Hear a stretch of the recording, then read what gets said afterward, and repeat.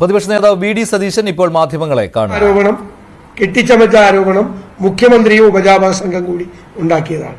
രണ്ട്, അവർക്കെതിരായ അൻവറിന്റെ ആരോപണം വന്നപ്പോൾ അതിന്റെ പുറകിൽ മന്ത്രിമാരടക്കമുള്ള CPM-ലെ പാർട്ടി നേതാക്കന്മാരുണ്ട്. CPM-ൽ ഒളിഞ്ഞിരിക്കുന്ന വിഭാഗീയതയുടെ ഏറ്റവും വലിയ ബഹിസ്ഫുരണമായിരുന്നു സത്യത്തിൽ അൻവറിനെ കണ്ടത്. പക്ഷെ പിണറായി വിജയൻ ഒന്ന് കടുപ്പിച്ചപ്പോൾ ഇവരെല്ലാം അൻവറിനെ വഴിയിലാക്കി ഓടി ഷെഡി കയറി. അതാണ് യഥാർത്ഥത്തിൽ നടന്ന സംഭവം. ഈ രണ്ട് കാര്യങ്ങളും പ്രതിപക്ഷം പറഞ്ഞത് അടിവരയിടുന്നതാണ് ഇന്ന് അദ്ദേഹം നടത്തിയ പത്രസമ്മേളനം. ആ കാര്യത്തിൽ യാതൊരു സംശയമില്ല.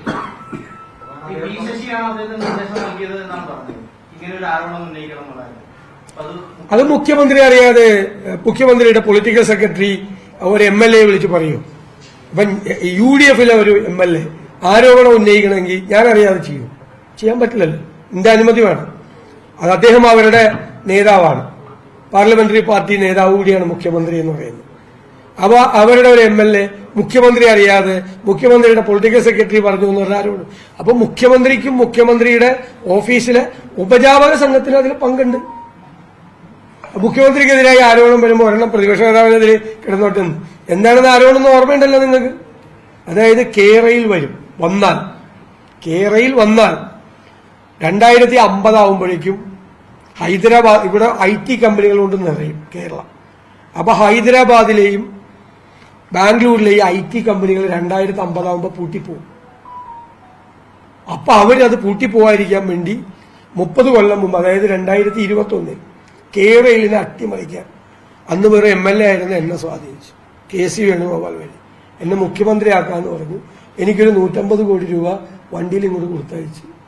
അതിവിടെ ഇറക്കിയിട്ട് ഞാൻ ആർക്കും കൊടുക്കാതെ ഞാൻ തിരിച്ചു കൊടുത്തു, ബാംഗ്ലൂരിലേക്ക് കൊടുത്തു വിട്ടു. ഞാൻ ചോദിച്ചത് കൊണ്ടുവന്ന വഴി പറഞ്ഞു, തിരിച്ചു കൊണ്ടുപോയ വഴി ഏതാണെന്ന് പറഞ്ഞില്ല. ഏത് വണ്ടിയിലാണ് കൊണ്ടുപോയെന്ന് പറഞ്ഞില്ല എന്ന് മാത്രമേ എനിക്ക് സംശയമുള്ളൂ. അത് പറഞ്ഞില്ല എന്ന് മാത്രമേ ഉള്ളൂ. ഇത് അവിടെ ഇരുന്ന് എല്ലാവരും ചിരിക്കുകയായിരുന്നു.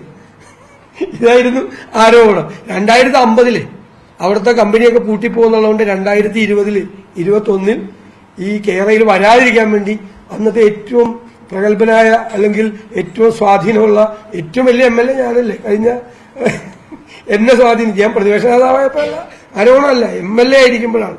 MLAക്ക് ഒരു 150 കോടി മറ്റേ മീൻ വണ്ടിയിൽ കൊടുത്ത് ചാവക്കാട് വന്നു. ചാവക്കാട് ഞാൻ ആംബുലൻസിലേക്ക് മാറ്റി. പിന്നെ അത് തിരിച്ച് ആർക്കും കൊടുക്കാതെ, ഞാൻ ആർക്കും കൊടുക്കില്ല, പൈസ കിട്ടിയ ആദ്യം ഞാൻ തിരിച്ച് കൊണ്ടുപോയി. അപ്പൊ ഞാൻ ചോദിച്ചാൽ തിരിച്ചു കൊണ്ടുപോയ വണ്ടി ഏതാണെന്നും കൂടി പറയണമെന്ന് പറഞ്ഞു. ഇതായിരുന്നു ആരോപണം. ഇതൊക്കെ ഈ കേരളത്തിന്റെ മുഖ്യമന്ത്രിയാണ് ഇതുപോലത്തെ ഒരു ആരോപണം കേരളത്തിലെ നിയമസഭയിൽ പ്രതിപക്ഷ നേതാവിനെതിരായി ഉന്നയിക്കാൻ നിർദ്ദേശം കൊടുത്തത് എന്ന് പറഞ്ഞത് എന്ത് നാണക്കേടാണ്, ആർക്കാണ് നാണക്കേട്? അതാണ് ഞാൻ ചോദിച്ചത്. നിങ്ങളെ ഓർത്ത് ഞാൻ ചിരിക്കണോ കരയണോ എന്ന് നിയമസഭയിൽ ചോദിച്ചത്.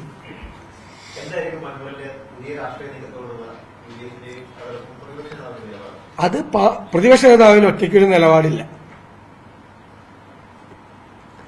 പാർട്ടിയും മുന്നണിയും ചർച്ച ചെയ്യേണ്ട സമയത്ത് ചർച്ച ചെയ്ത് ഉചിതമായ തീരുമാനമെടുക്കും. ഞാൻ പറഞ്ഞത് വാതിൽ അടച്ചിട്ടുമില്ല, വാതിൽ തുറന്നിട്ടുമില്ല.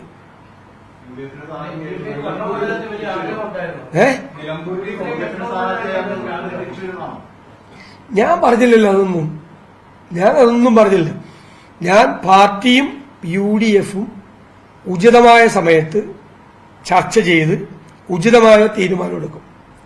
വാതിൽ അദ്ദേഹത്തിന് മുമ്പിൽ അടച്ചിട്ടില്ല, പക്ഷെ ഇപ്പൊ തുറന്നിട്ടില്ല. അല്ല, ഞാൻ അതിന്റെ അർത്ഥം അതല്ലേ. വാതിൽ അടച്ചിട്ടില്ല എന്ന് പറഞ്ഞതിന്റെ അർത്ഥം വാതില് ഇപ്പൊ തുറന്നിട്ടില്ല എന്ന് പറഞ്ഞത്.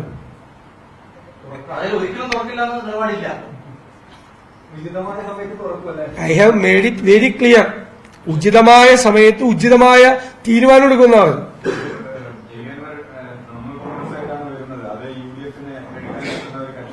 അതൊക്കെ ഒരു ചർച്ചയുണ്ടല്ലോ. ഞാൻ പറഞ്ഞല്ലോ, ഉചിതമായ സമയത്ത് ചർച്ച നടത്തി ഉചിതമായ തീരുമാനം എടുക്കുന്നതാണ്. ആ ചർച്ചയുടെ ഭാഗമാണ് ഇപ്പൊ ഈ പറഞ്ഞ ചോദ്യമൊക്കെ. പറഞ്ഞൊരു കാര്യം, അദ്ദേഹം VS ജോയിയെ നല്ലൊരു സ്ഥാനാർത്ഥിയെ അവിടെ കാണും. അദ്ദേഹം മത്സരിക്കുന്നില്ല എന്ന് പറഞ്ഞു, പക്ഷെ VS ജോയിയെ നല്ലൊരു സ്ഥാനാർത്ഥിയെ കാണുന്നു കൂടി പറയുന്നുണ്ട്. അല്ല, അവിടെ എന്തായാലും ഉപതെരഞ്ഞെടുപ്പ് വരുമല്ലോ. അത് കോൺഗ്രസ് തീരുമാനിച്ചോളാം അവിടെ ആരാ സ്ഥാനാർത്ഥിയെന്ന്. കാരണം കോൺഗ്രസിന്റെ സീറ്റാണ്. ഞങ്ങൾ പാർട്ടി ദേശീയ തലത്തിൽ ആ സ്ഥാനാർത്ഥി ഞങ്ങളിവിടെ ഇലക്ഷൻ കമ്മിറ്റി കൂടി ഞങ്ങളൊരു സ്ഥാനാർത്ഥിയെ നിർദ്ദേശിക്കും. അത് അഖിലേന്ത്യാ കോൺഗ്രസ് കമ്മിറ്റിയുടെ പ്രസിഡന്റ് അത് അംഗീകരിച്ച് ഞങ്ങൾക്ക് തരും. ഞങ്ങളത് UDF ഭരണകക്ഷി നേതാക്കളെ അറിയിക്കും. UDF സ്ഥാനാർത്ഥിയായി ആ സ്ഥാനാർത്ഥിയെ പ്രഖ്യാപിക്കും. അതിനൊരു പ്രൊസീജിയർ ഉണ്ട്. അതെങ്കിലും ഞങ്ങൾ ചെയ്തോട്ടെ.